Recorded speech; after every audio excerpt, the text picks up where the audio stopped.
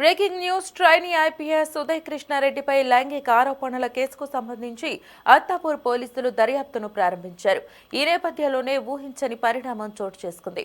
ఇవాళ ఉదయం ఆరోపణలు ఎదుర్కొంటున్న ఉదయ్ కృష్ణారెడ్డి ఆత్మహత్య యత్నానికి పాల్పడ్డాడు. ఈ కేసులో నిందితుడు ట్రైనీ ఐపీఎస్ ఉదయ్ కృష్ణారెడ్డి ఆత్మహత్య యత్నం చేశాడు. మోతీనగర్లోని బంధువు ఇంటికి వచ్చిన ఉదయ్ సోమవారం ఉదయం శానిటైజర్ తాగి ఆత్మహత్యకు యత్నించాడు. వెంటనే అతడిని బంధువులు ఆసుపత్రికి తరలించారు.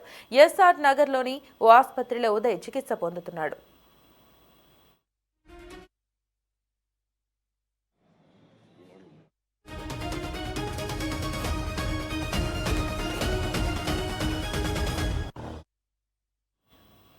ఇక తనపై వచ్చిన లైంగిక ఆరోపణలపై ఉదయం సోషల్ మీడియా వేదికగా ట్రైనీ ఐపీఎస్ ఉదయ్ కృష్ణారెడ్డి స్పందించారు. ఈ మేరకు ఇన్స్టాగ్రామ్ స్టోరీ పోస్ట్ చేశారు. తనపై వచ్చిన ఫిర్యాదులు, ప్రచారాలు పూర్తిగా అవాస్తవమని అన్నారు.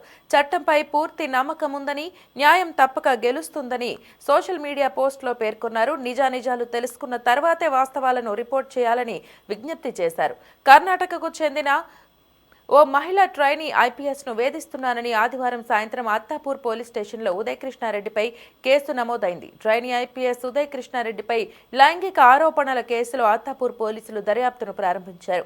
జాతీయ పోలీస్ అకాడమీలో పూర్తి వివరాలు సేకరిస్తున్నారు. అనంతరం నేరుగా వారు ప్రకాశం జిల్లాలోని ఉదయ్ కృష్ణారెడ్డి స్వగ్రామానికి వెళ్లారు. ఈ కేసును హైదరాబాద్ సిపి సజ్జనర్ ప్రత్యేకంగా పర్యవేక్షిస్తున్నారు.